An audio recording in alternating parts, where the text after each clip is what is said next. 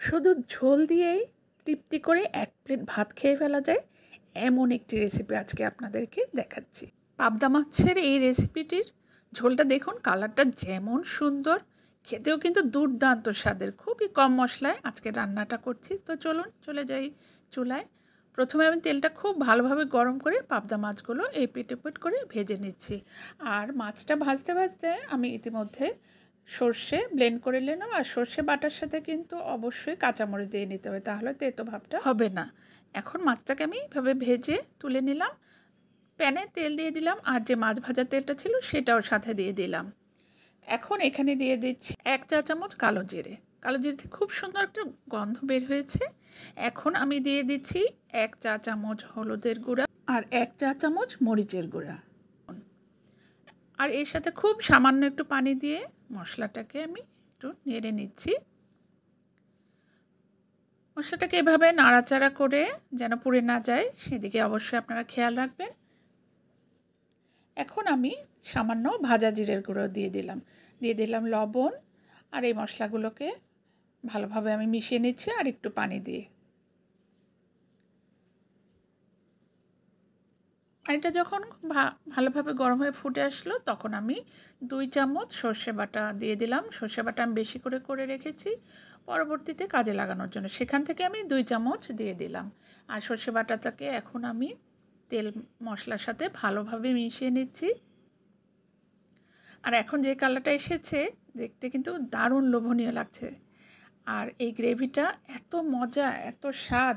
সর্ষে বাটা দিয়ে যে কোনো রেসিপি অনেক বেশি মজা, তবে এই পাবদা রেসিপিটা আপনারা যদি কখনো করে না থাকেন তবে অবশ্যই ট্রাই করবেন। আর এভাবে তেলটা উপরে ওঠার পরে এখন আমি আরেকটু পানি দিয়ে দিচ্ছি। মনে হচ্ছে পানিটা একটু কম হয়েছে, পরবর্তীতে ঝোলের জন্য আমি আবার পানি ব্যবহার করব। এখন আমি মাছগুলো দিয়ে দিলাম। মাছগুলোকে হালকা হাতে নেড়ে চেড়ে হালকাভাবে একটু উল্টে পাল্টে নিচ্ছি। আর এই রান্নাটা কিন্তু খুব তাড়াতাড়ি হয়ে যাবে। এখন আমি ঝোলের জন্য পানি দিয়ে দিলাম। ঝোলটা কিন্তু অনেক মজা, এজন্য আমি একটু বেশি করে ঝোল দিচ্ছি। আর যখনই আমি এই রেসিপিটা করি তখন আমার ঘরের পরিবারের সদস্যরা শুধু ঝোল ঝোল ঝোল দিয়েই খেতে চায়। মাছ না হলেও চলবে, কিন্তু তাদের এই ঝোলটা চাই। তো আপনাদেরও সেই অবস্থা হতে পারে, তাই ঝোলটা একটু মোটামুটি বেশি দেওয়ার চেষ্টা করবেন। আমি 5 মিনিট ঢেকে রান্না করছি। করার পরে এবার ঢাকনাটা তুলে দিয়ে দিলাম কাঁচামরিচ। আর কাঁচামরিচ কিন্তু সর্ষে বাটার সাথেও দিয়েছি, আবার মরিচের গুঁড়াও দিয়েছি, সেই আন্দাজে দেবেন, তবে ঝাল ঝাল হলে খেতে খুবই ভালো লাগে। আর এখানে ধনিয়া পাতা ছিল না, আপনারা চাইলে এখানে অবশ্যই ধনিয়া পাতা অ্যাড করতে পারেন। আমার রান্নাটা কিন্তু কিছুক্ষণ জাল দেওয়ার পরে একদম শেষের দিকে আমি এখানে 1 চা চামচ ভাজা জিরের গুঁড়ো দিয়ে দিলাম নামানোর আগে। এখন আমি চুলাটা বন্ধ করে দিলাম। আমার রান্না কিন্তু রেডি। এখন আমি আপনাদেরকে সার্ভ করে দেখাচ্ছি। দেখুন কতটা স্বাদের হয়েছে, দেখতে কি লোভনীয়, আর খেতে যে কি মজা।